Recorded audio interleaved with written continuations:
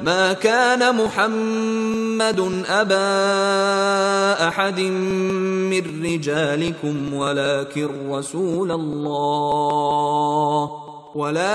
رسول الله وخاتم النبيين۔ ہندوستان پر انگریز کے قبضے کے خلاف لڑی جانے والی سن 1857 کی جنگ آزادی میں ہندوستان میں بسنے والی تمام اقوام نے حصہ لیا، لیکن جنگ کے بعد اس کا خراج صرف مسلمانوں کو ادا کرنا پڑا۔ انگریز نے عام مسلمانوں کے ساتھ ساتھ علماء کا قتل عام بھی شروع کر دیا، لیکن قابض برطانوی افواج جنگ کی ابتدا سے لے کر فتح کے بعد کے قتل عام تک مسلمانوں کے جذبے کو ٹھنڈا نہ کر سکیں۔ ولیم ولسن ہنٹر نامی انگریز محقق نے اس جذبے اور برطانوی راج میں رکاوٹ کی وجہ مسلمانوں کا فلسفہ جہاد قرار دیا۔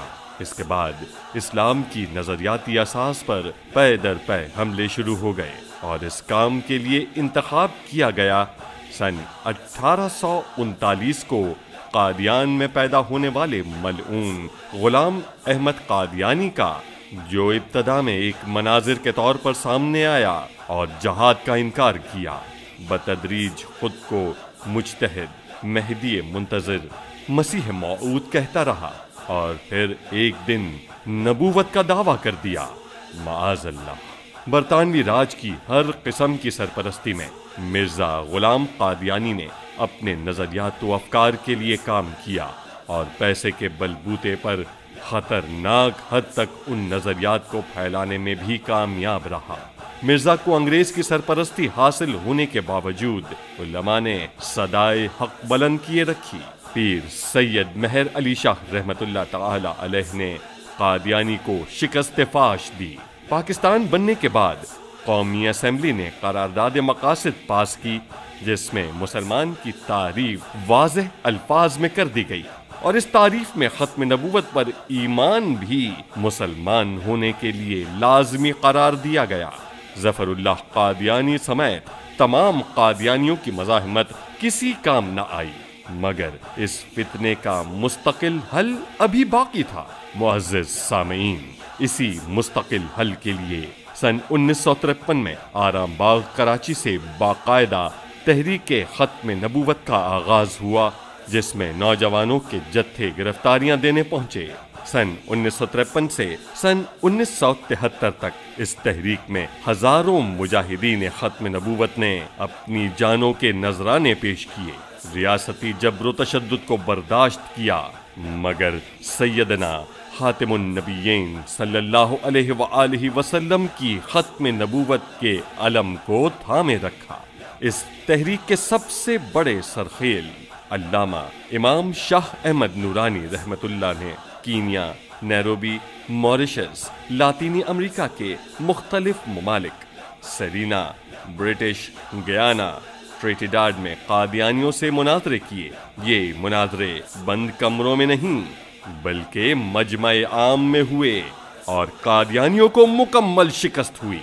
30 جون سن 1974 کو شاہ احمد نورانی رحمت اللہ تعالی علیہ نے قومی اسمبلی میں قادیانیوں کو کافر قرار دینے کی قرارداد پیش کی۔ قرارداد آنے کے بعد مرزائیوں کے اس وقت کے پیشوا مرزا ناصر کذاب نے اپنا نقطہ نظر بیان کرنے کے لیے اسپیکر قومی اسمبلی کو خط لکھا۔ اسپیکر نے علامہ شاہ احمد نورانی رحمت اللہ علیہ کو آگاہ کیا تو آپ نے کہا اسے آنے دیجیے۔ ناصر کذاب اسمبلی میں آیا اور علامہ نورانی رحمت اللہ تعالی علیہ نے قومی اسمبلی میں اسے مناظرے کے ذریعے شکست دی۔ اس طرح 30 جون کو پیش ہونے والی قرارداد 7 ستمبر سن 1974 کو منظور ہوئی اور منکرین ختم نبوت آئین پاکستان میں کافر قرار پائے۔ 26 اپریل سن 1984 کو ایک صدارتی آرڈیننس کے ذریعے قادیانیوں کو اذان دینے، اپنی عبادت گاہ کو مسجد کہنے اور اسے مسجد کی طرح تعمیر کرنے اور باقی تمام شعائر اسلام اپنانے سے بھی منع کر دیا گیا۔ محتشم ناظرین و سامعین کرام، شرعی و قانونی میدان میں بار بار شکست کھانے کے باوجود قادیانیوں کی سازشوں کا سلسلہ تھما نہیں۔ وہ وقتاً فوقتاً سازشیں کرتے رہتے ہیں۔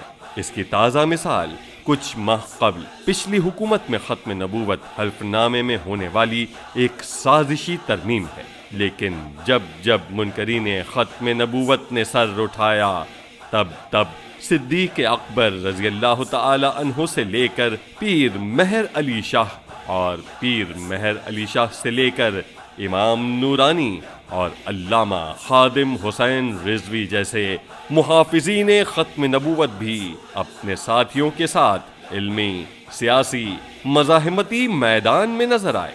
آئیے ہم مرزائی قادیانی فتنے کی سرکوبی کرنے والے پیر مہر علی شاہ، علامہ شاہ احمد نورانی، علامہ عبدالستار نیازی، علامہ عبدالحامد بدایونی، شیخ الاسلام خواجہ قمر الدین سیالوی، علامہ احمد سعید قازمی، پیر آف مانکی، علامہ شفیع قاڑوی، شجاعت علی قادری، عبد المصطفیٰ الزہری، غازی عامر چیمہ شہید، غازی ممتاز قادری شہید اور شہدائے فیض آباد دھرنا سمیت تمام شہدائے ختم نبوت و ناموس رسالت کی بلندی درجات کے لیے دعا کرتے ہیں۔ ان کے علاوہ جس نے بھی جہاں بھی ختم نبوت کے لیے کام کیا، اللہ اسے بے پناہ اجر سے نوازے اور ان ہستیوں کے نقش قدم پر چلتے ہوئے موجودہ دور میں علامہ خادم حسین رضوی دامت برکاتہم العالیہ